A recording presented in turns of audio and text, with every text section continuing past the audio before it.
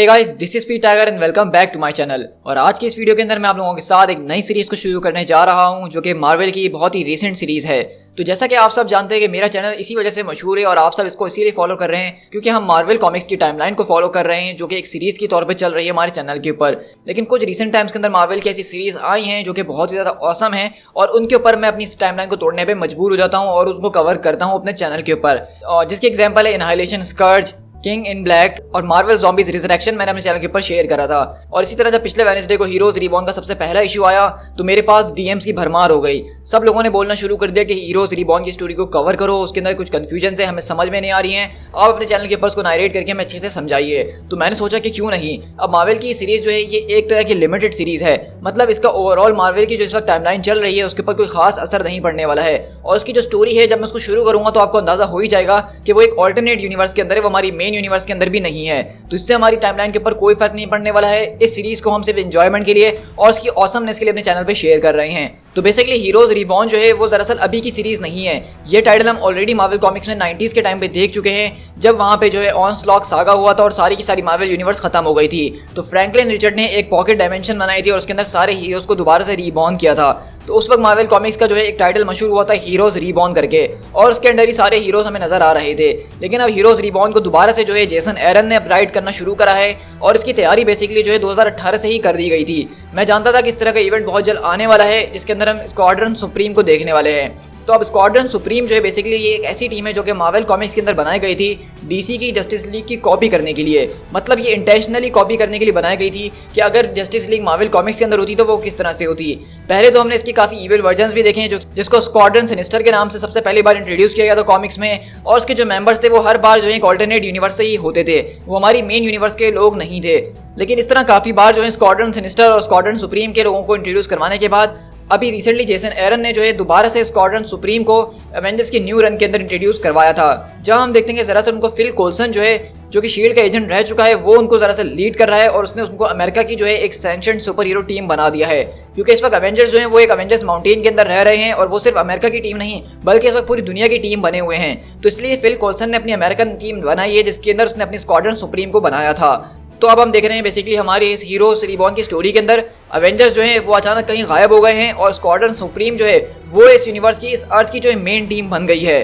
तो इस स्टोरी का बेसिक जो प्लॉट है वो ये होने वाला है। अब आप लोग अगर कहेंगे कि मैंने आपकी स्टोरी पहले ही स्पॉइल कर दी है तो ये गलत होगा, क्योंकि अभी तक पूरी स्टोरी तो रिलीज भी नहीं हुई और मैंने खुद नहीं पढ़ी है, तो मैं आपकी स्पॉइल कैसे कर सकता हूँ। बस ये पहला इशू पढ़ के जो मैंने थोड़ा बहुत अंदाजा लगा है वो मैं आपके साथ शेयर कर रहा हूँ।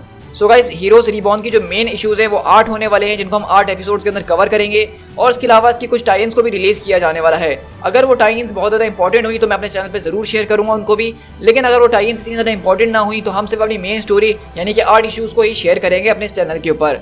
सो गाइस, आई होप कि आपको यहाँ से थोड़ा बहुत अंदाजा हो गया होगा कि हीरोज रिबॉर्न क्या चीज़ है और जो भी आपकी कंफ्यूजन होगी थोड़ी बहुत दूर हो गई होगी। तो इस वीडियो को स्टार्ट करने से पहले मेरी सिर्फ आपसे एक ही रिक्वेस्ट है कि अगर आप चैनल पर फर्स्ट टाइम आ रहे हैं और इस तरह का ऑसम कंटेंट चैनल पर एंजॉय करना चाहते हैं डिटेल्स के साथ तो मेरे चैनल को फौरन से सब्सक्राइब कर लीजिए। सो गाइस, चलिए बिना किसी और बात के इस वीडियो को स्टार्ट करते हैं।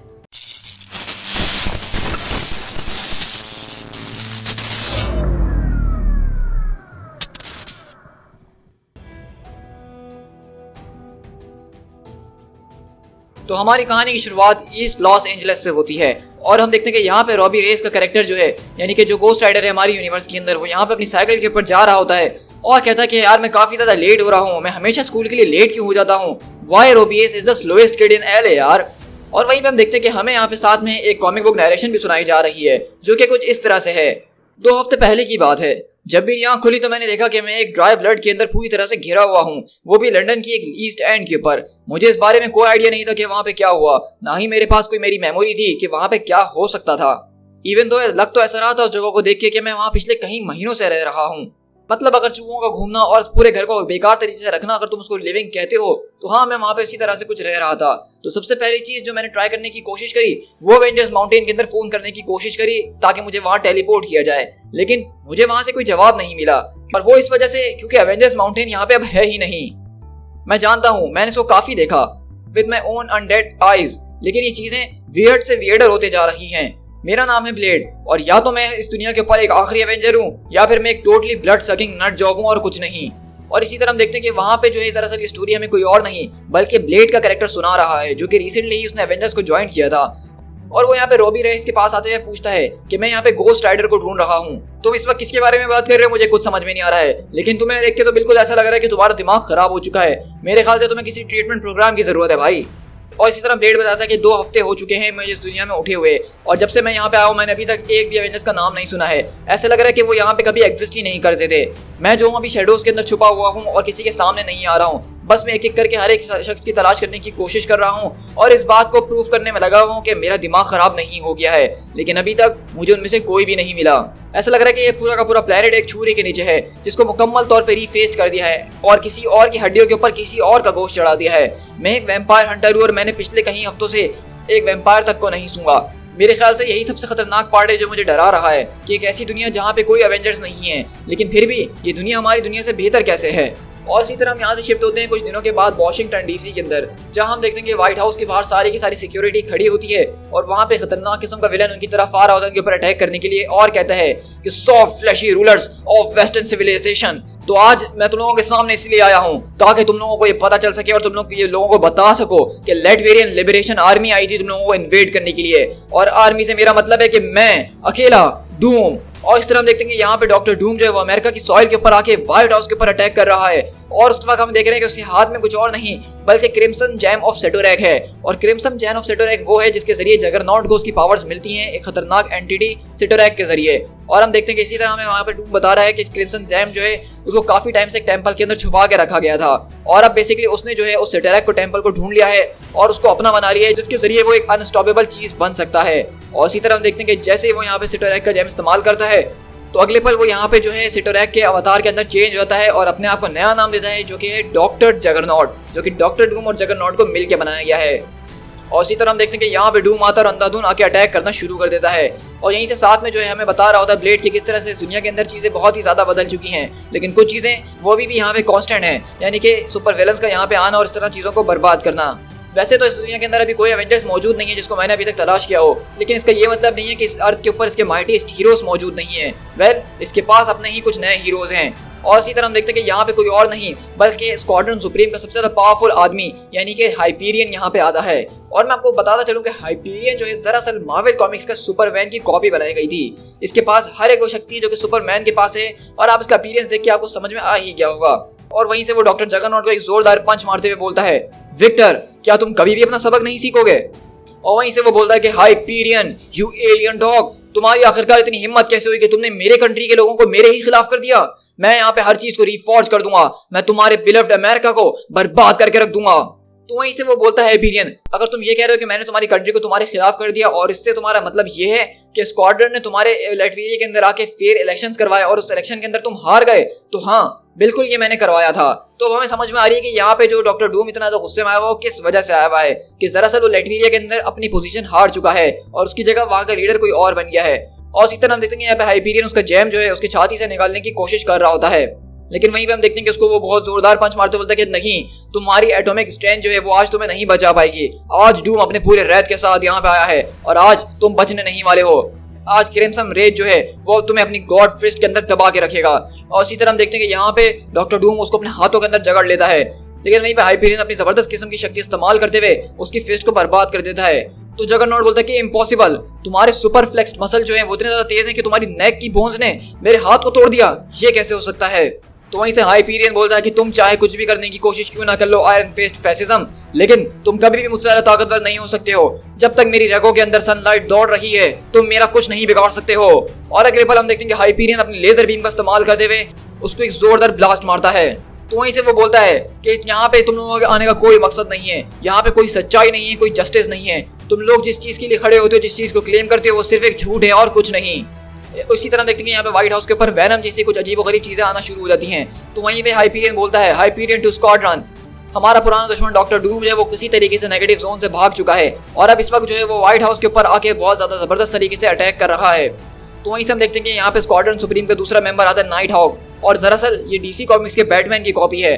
और वो कहता है कि यहाँ पे सिर्फ विक्टर नहीं है बल्कि वो यहाँ पे अपने साथ पूरे के पूरे मास्टर्स ऑफ डूम को साथ लेकर आया है। तो वहीं से हाइपीरियन बोलता है कि तुम्हें इस बारे में कैसे पता है नाइट हॉक। तो कहता है क्योंकि मैं इस वक्त कैपिटल डॉम के ऊपर मौजूद हूँ और जहां तक मुझे याद है वो कभी ब्लैक नजर नहीं आता था और वो मुझे मारने की क्यों कोशिश कर रहा है।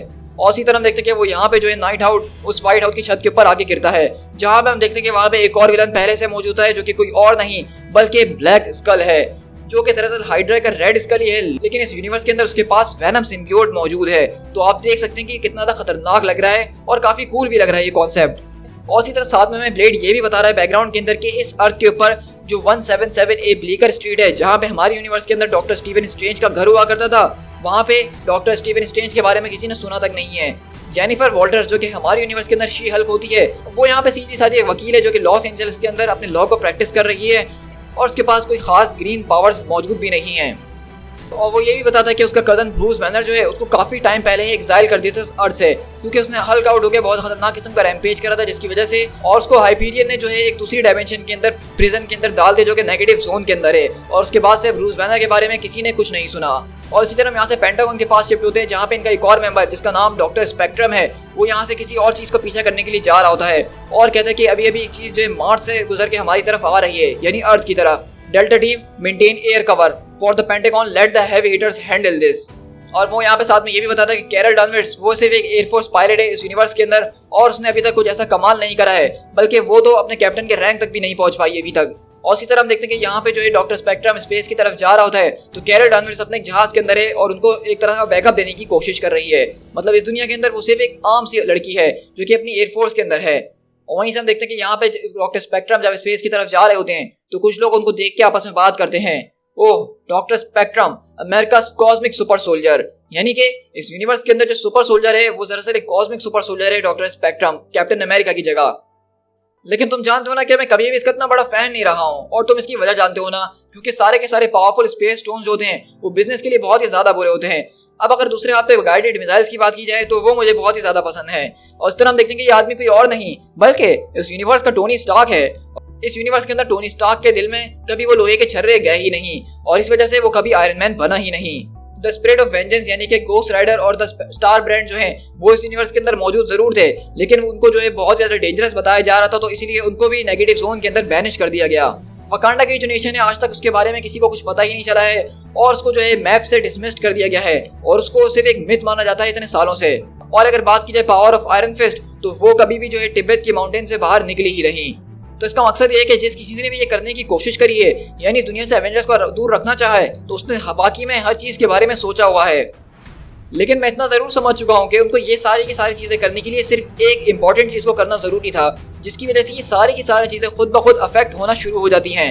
और जरा हम देखते हैं कि यहाँ पे वो एक चीज ये है कि कैप्टन अमेरिका इस यूनिवर्स के अंदर जब बर्फ में जाके धंसे, तो उनको वापसी किसी ने ढूंढा ही नहीं, वो कैप्टन अमेरिका बाहर निकले ही नहीं। तो दरअसल ये एक चीज है जिसकी वजह से इस यूनिवर्स के अंदर इवेंट्स कुछ इस तरह से हो रहे हैं, और ये सारी की सारी जो है ब्लेड अपनी स्पेकुलेशन लगा रहा है इस यूनिवर्स के अंदर रहने के बाद।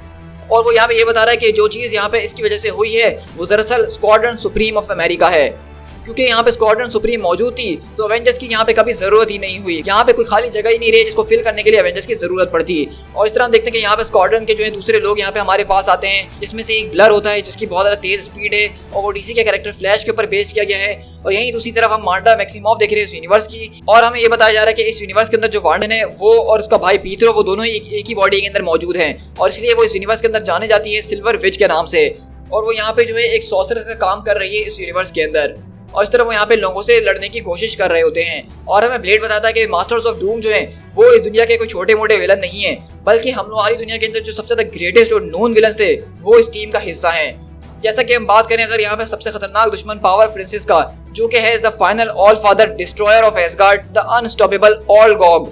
तो हम देख रहे हैं कि दरअसल इस यूनिवर्स के अंदर में बताया जा रहा है कि इस यूनिवर्स में जो ऑल फादर है जिसने एसगार्ड को डिस्ट्रॉय कर दिया है वो मैंगॉग है, और उसका नाम इस यूनिवर्स के अंदर ऑल गॉग है। अब मैंगॉग जो है वो एक बहुत ही पावरफुल कैरेक्टर है हमारी मेन यूनिवर्स के अंदर, और इस यूनिवर्स के अंदर जैसा कि अब वो ऑल फादर भी है, तो आप उसकी पावर का अंदाजा लगा ही सकते हैं। और यहाँ पे वो जिसका दुश्मन है उसका नाम पावर प्रिंसेस है, जो कि दरअसल डीसी की वंडर वुमन की कॉपी बनाई गई है, और वो यहाँ पे ऑल गॉग से बहुत ज्यादा जबरदस्त तरीके से लड़ रही है।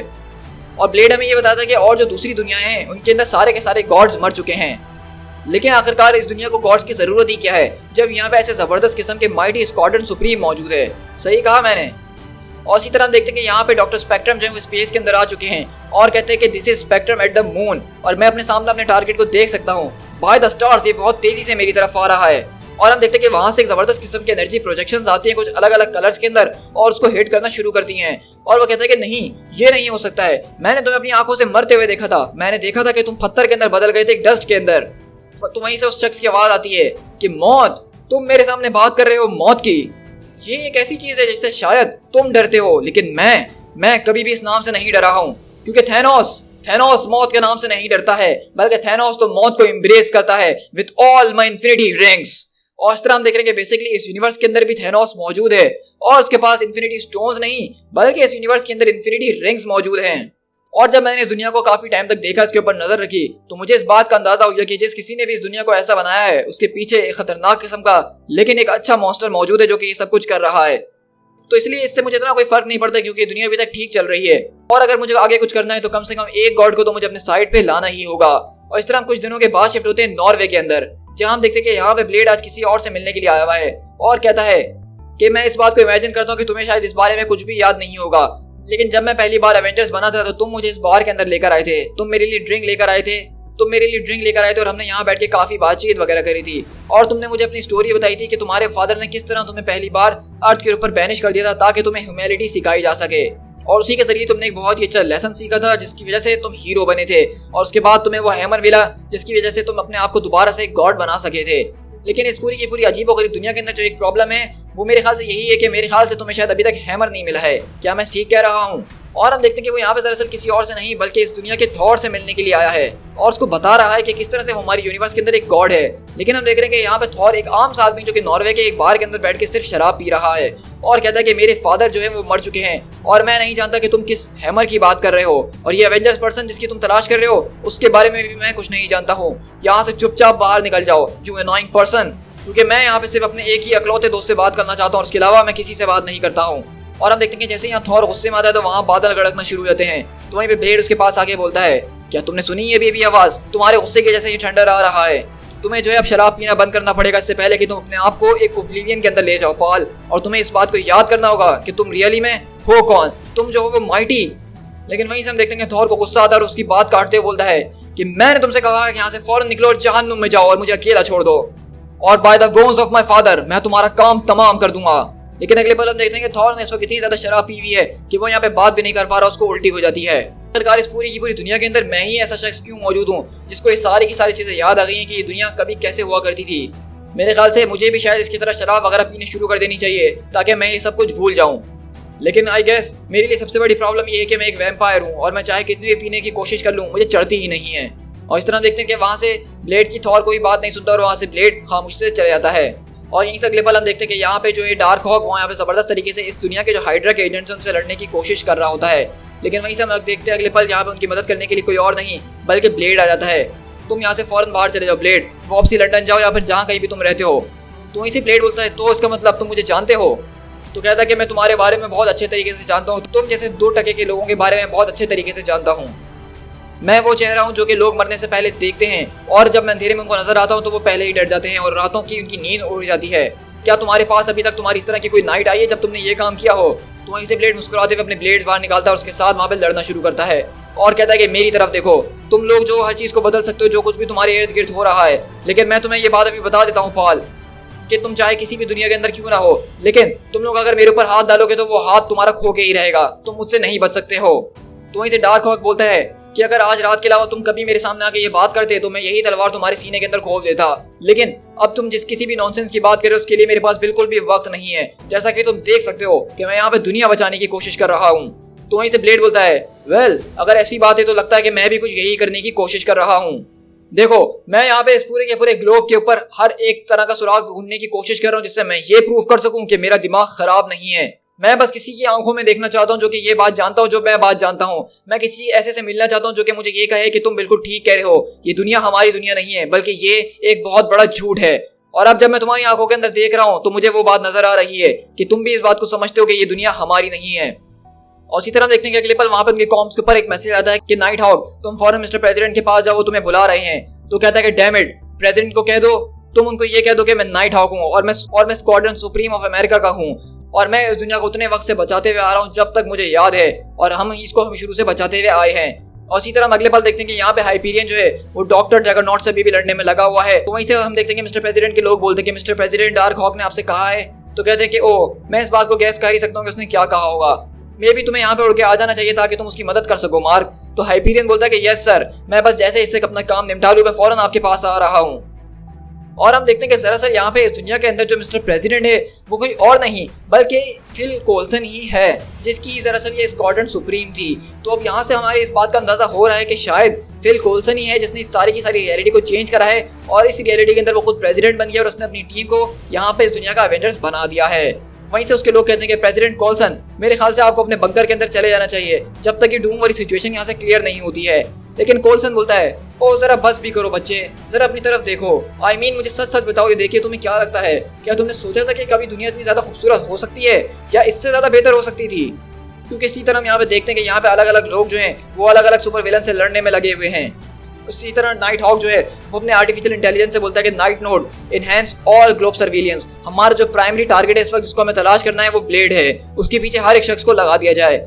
इसी तरह हम देखते हैं कि ब्लेड जो है यहाँ पे आर्टिक सर्कल के पास आ चुका है जहाँ पे हर चीज जमी हुई है और कहता है मुझे यहाँ तक पहुँचने के लिए काफी ज्यादा सर्चिंग करनी पड़ी, मुझे एक पेंटागन के अंदर घुसना पड़ा और उसके लास्ट कोऑर्डिनेट्स को चुराना पड़ा और उसके बाद मैंने अपनी वैम्पायर वाली नाक को इस्तेमाल करा यहाँ तक पहुँचने के लिए। मैं ह्यूमन ब्लड को जो हूँ बहुत अच्छे तरीके से स्मेल कर सकता हूँ, चाहे वो कितना ही दूर क्यों ना हो, चाहे वो कितना ही ठंडा क्यों ना हो गया हो। और इसी तरह हम देखते हैं कि दरअसल उस बार के अंदर वहाँ पे थॉर अभी भी काफी गुस्से में आया और कहता है to hell with everyone, nothing matters here but you and me old friend, मुझे और ज़रा दारू चाहिए। तो वहीं से वो आदमी कहता है कि मेरे ख्याल से तुमने आज के लिए बहुत पी ली है। लेकिन थॉर वहाँ पे और ज़्यादा गुस्से में आता और कहता है कि मैंने कहा कि मुझे और दारू चाहिए। और जैसे ही वो अपना वहाँ पे जो है उस ग्लास को वहाँ पे पटकता है तो उसके अंदर से बिजली निकलना शुरू हो जाती है। वहीं से ब्लेड बोलता है कि 1945 के अंदर इस दुनिया का सबसे ज़्यादा ग्रेटेस्ट सुपर हीरो जो था वो डिसअपियर हो गया था, वो खो गया था और लोगों ने समझा कि वो मर चुका है, इवन दो वो कभी मरे नहीं थे।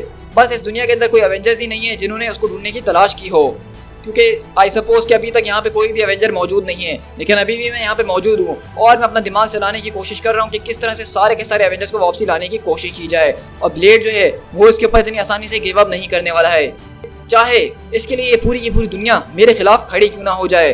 और इसी तरह अगले पल देखते कि जब वहाँ पे थॉर को ज्यादा गुस्सा आना शुरू हुआ तो अचानक जो उसका ग्लास था वो उसके हैमर के अंदर बदल गया और इसी तरह से वो बोलता है बाय ऑल द गॉड्स। और वहीं पे दूसरी तरफ हम देखते हैं कि यहाँ पे ब्लेड जो है वो आर्टिक सर्कल के अंदर कैप्टन अमेरिका को ढूंढ लेता है जो कि अभी भी इस बर्फ के अंदर जमे हुए हैं और ब्लेड बोलता है Avengers assemble, to be continued.